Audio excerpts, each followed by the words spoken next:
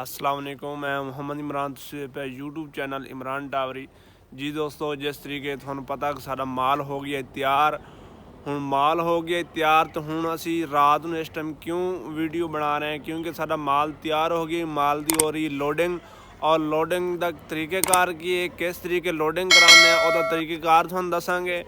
एक तो धुंध हैगी और धुंध की वजह तो बाहर वीडियो भी नहीं क्लीयर आ रही, क्योंकि हुण असी चलते हैं शैड दे विच और शैड दे विच तुहानूं दसदे हैं कि किस तरीके मुर्गी लोडिंग करते हैं, किस तरीके मुर्गी फड़ते हैं।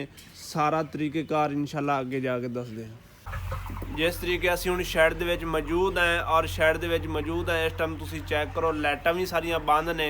और ये लाइटां क्यों बंद ने? जदों माल चकाईदा वा उदों लाइटां बंद करींदियां। लाइटां आन दे विच फड़ी ते फड़न नहीं देंदा, क्योंकि थोड़ी मुश्किल आउंदी आ। इस टाइम तुसीं चैक करो पूरे शैड दीयां लाइटां बंद ने, सिर्फ और सिर्फ पिछे आन ने जितों सारा माल चुकिया गया वा। और बाकी जितों माल लोड करा रहे हैं वो किस तरीके करा रहे हैं लोड, और उन्हों का फड़न का तरीक़ेकार की आ वो चल के दिखाने हैं।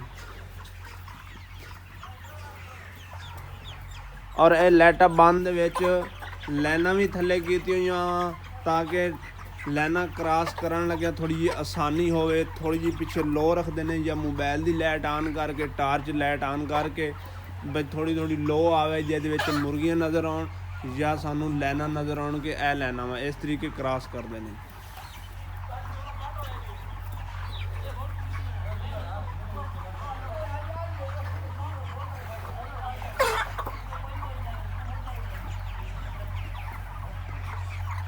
और इत्थों तक तो माल चकी गया। अगे हुण जिथों माल चकी गया वा वो तुहानूं दस दईए कि इस साइड ते माल वेखो चकी गया वा और इस साइड जी मुकम्मल पई आ जिहड़ा माल पिया वा। इस तरीके ही रात नूं माल फड़दे ने, इस तरीके तरतीबवार रूटीनवार फड़ी जाणगे, अगे अगे चली जाणगे।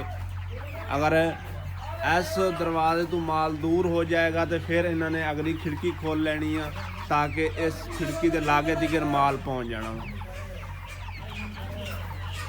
और रात नूं इस तरीके ही कैचिंग होंदी है, क्योंकि लाइटां बंद विच कैचिंग करनी पौंदी है। मुर्गी नूं फड़ना पौंदा वा, मुर्गी नूं फड़ना पौंदा वा। और इस पासे वेखो कितना शोर है, क्योंकि मुर्गी फड़ रहे हैं रात नूं। इस तरीके रात नूं मुर्गी फड़ते हैं और फड़ के ते अगे लैके जाते हैं।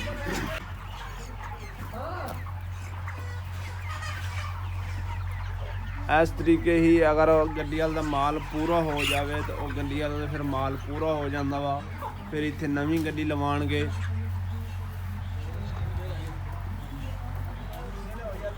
चेक करिए तो मुर्गी वेखो गड्डी लोडिंग हो गई पूरी।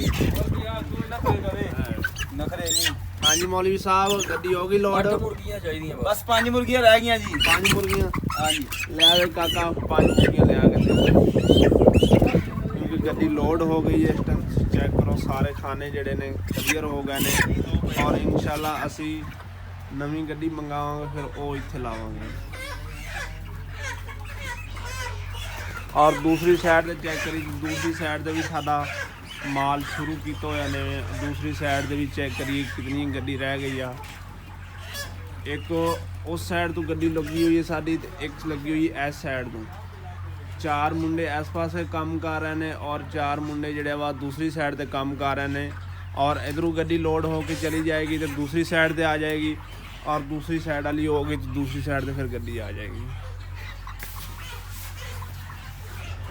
ऐ हुण इस टाइम बैठे ने, क्योंकि अगे माल इन्हां दा पूरा हो गया वा। जदों माल पूरा हो जाए तो फिर इस तरीके वर्कर साइड ते होकर बह के जब तक अगे खाली ना हो चुकू फिर।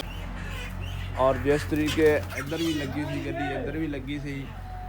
और हुण असी चले जाइए दूसरी साइड ते, और इस साइड ते शैड खाली पिया वा। लाइटां भी सारियां इस पासे आन ने, क्योंकि इस पासे माल चकी गया तां लाइटां आन करतियां।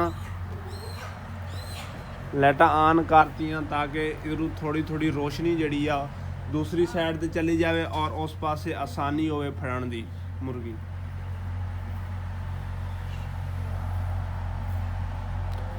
और जिधरों माल चकिया गया इधरों हुण की होना वा, साडा बरादा चुकीगा और बरादा चुकी के झाड़ू शाड़ू मारेंगे। और जिस तरीके सफाइयाँ होणगियां ਔਰ ਸਫਾਈਆਂ ਦਾ ਤਰੀਕੇਕਾਰ ਤੁਹਾਨੂੰ ਦੱਸਾਂਗੇ ਕਿ ਸਫਾਈਆਂ ਕਿਸ ਤਰੀਕੇ ਹੁੰਦੀਆਂ ਨੇ।